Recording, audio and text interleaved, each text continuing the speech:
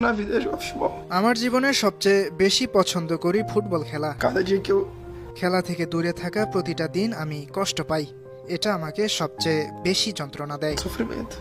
কিন্তু আমার ফোকাস এখানে।